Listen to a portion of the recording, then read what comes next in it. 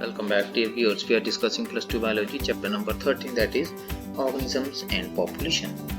Today we will discuss about the population growth. The size of a population for any species is not a static parameter. किसी भी species के जो population है उसका जो size है वो fix नहीं रहता. It keeps changing with time depending upon various factors including food availability, predation pressure and adverse weather. तो ये conditions हैं, ये factors हैं जो कि किसी भी population के size को नियंत्रण करते हैं.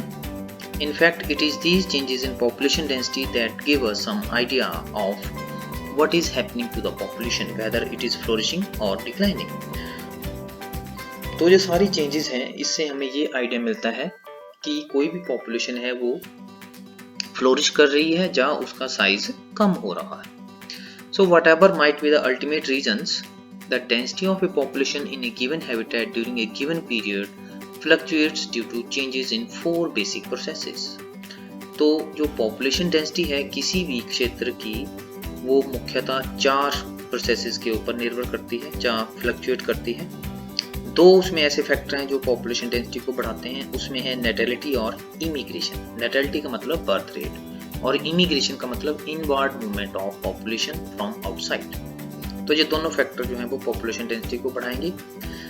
सो two of which natality and immigration contribute to an increase in population density and the two mortality and emigration to a decrease. तो दो फैक्टर जो है डेथ रेट और एमिग्रेशन ये पॉपुलेशन डेंसिटी को कम करते हैं. एमिग्रेशन का मतलब outward movement of population from a particular area. तो ये डायग्राम के माध्यम से हम देख सकते हैं पॉपुलेशन डेंसिटी जो है ये तो या तो इमिग्रेशन से बढ़ेगी, इनवर्ड मूवमेंट होगी पॉपुलेशन की, या नेटेलिटी अगर बर्थ रेट बढ़ेगा तो भी पॉपुलेशन डेंसिटी बढ़ेगी. और दो फैक्टर जो इसको कम करते हैं पॉपुलेशन डेंसिटी वो है mortality that is death rate और emigration means outward movement of population from a particular area. तो यहाँ से हमें बिल्कुल क्लियर हो जाता है. So if n is the population density at time t, then its density at time t plus 1 is time t के ऊपर किसी भी पॉपुलेशन की पॉपुलेशन डेंसिटी n है, कंसीडर करते हैं हम ऐसा.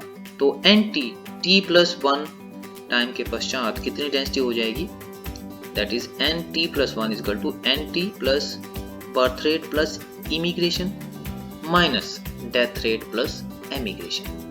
So we can see from the above equation that population density will increase if the number of births plus number of immigrant is more than the number of death plus number of emigrants. So under normal conditions, birth and deaths are the most important factor influencing population density.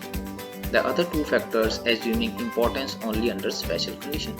तो normal सामान्यता जो है normal हालात में birth और death जो हैं ये दो इंपॉर्टेंट फैक्टर हैं जो कि पॉपुलेशन डेंसिटी को प्रभावित करते हैं. दूसरे फैक्टर जो हैं वो स्पेशल कंडीशन में दे प्ले इंपॉर्टेंट रोल.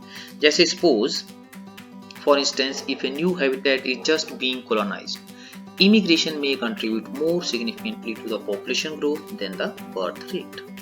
तो यहाँ से जो इमिग्रेशन है वो ज़्यादा कंट्रीब्यूट करेगी as compare to birth rate. Next is carrying capacity.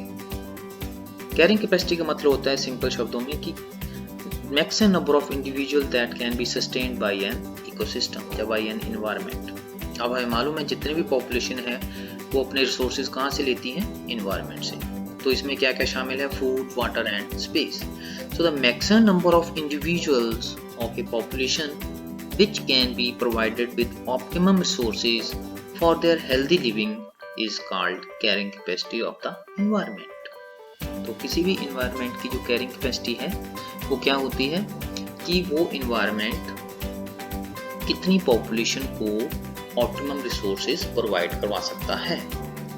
carrying capacity से अगर ज़्यादा हो जाएगी population density या population की संख्या मतलब individual की संख्या, the resources become deficient.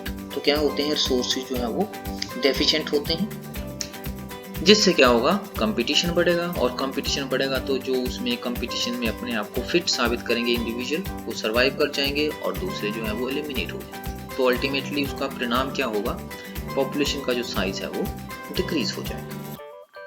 आगे है एनवायरमेंट रेजिस्टेंस.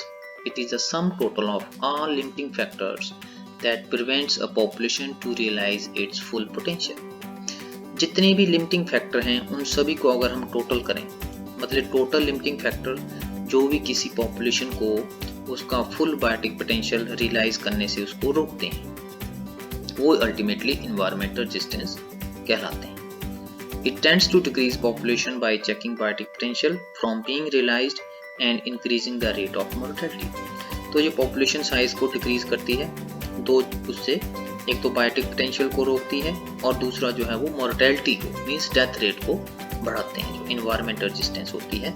तो ये दो तरीके से काम करती है. तो इसमें क्या क्या शामिल है? Environmental resistance comprises limited food, disease, predation, adverse weather, lack of proper shelter, competition etcetera. तो ये सारे फैक्टर मिलकर इन्वायरमेंटल रेजिस्टेंस कंस्टिट्यूट करते हैं. तो आज की वीडियो में इतना ही. Thank you very much.